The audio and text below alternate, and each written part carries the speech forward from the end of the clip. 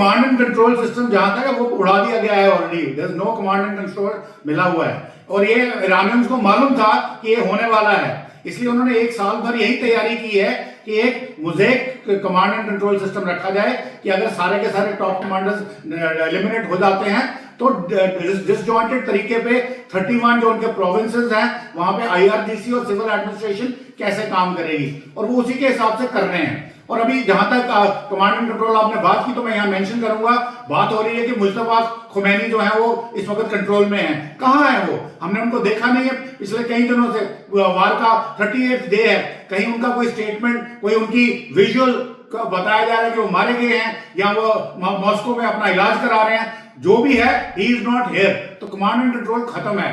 परंतु दूसरा जो है तो ताबड़तोड़ जो बमबारी चल रही है वो अभी सिविलियन टारगेट्स पे आ गया है, जो एक वॉर क्राइम भी हो सकते हैं सिविलियन टारगेट्स के ऊपर, एनर्जी टारगेट्स के ऊपर, उनके इंफ्रास्ट्रक्चर के ऊपर। तो ये सब चीजें बता रही हैं कि जो बातचीत हो रही है कि भाई हमारी बातचीत हो रही है, कुशनेर और विटकॉफ द्वारा अमेरिका जो ट्रंप रोज बोल रहे हैं वो एक दिखावा है, छलावा है। और पहले ही हमने क्लियर किया है, हमने पिछले एक साल से जो उनकी वार्ता चली थी ओमान में या इवन जिनीवा में, तो हमने देखा विटकॉफ और कुशनेर के पास टेक्निकल एक्सपर्टीज नहीं है बातचीत के लिए।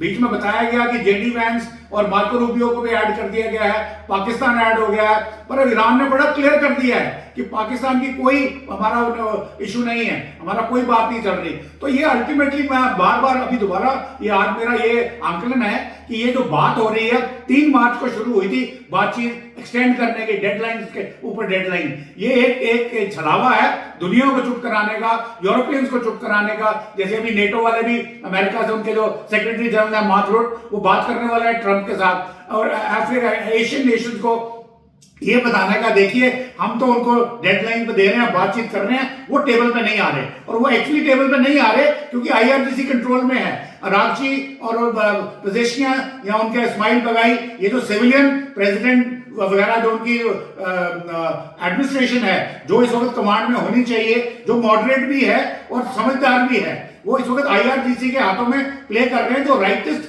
रेडिकलाइज लोग हैं और वो एंटी ज्यू हैं और उनको सिर्फ आइडियोलॉजी के अलावा कुछ नहीं समझ आ रहा।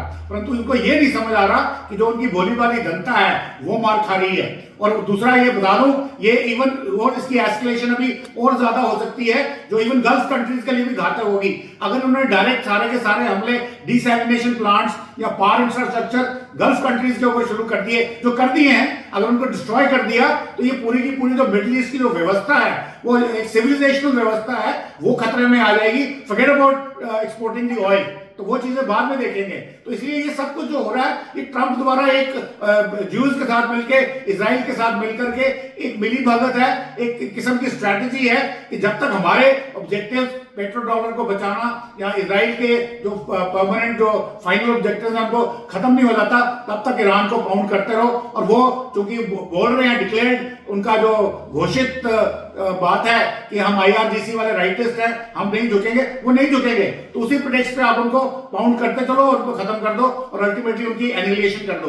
परंतु ईरान बहुत बड़ा कंट्री है, एनिहिलेशन इतनी आसानी से होगी नहीं, इट विल टेक टाइम। तो अब यहां देखना है कि ट्रंप झुकते हैं, अपने ऑब्जेक्टिव्स देते हैं, या ईरान झुकते हैं, ईरानियन झुकते हैं। तो let's see what comes out. परंतु एक चीज शर्त किया है कि ये वॉर लंबी खिंचेगी और दूसरी मानवता की एक जबरदस्त यहां पर तबाही होगी। Please like and subscribe.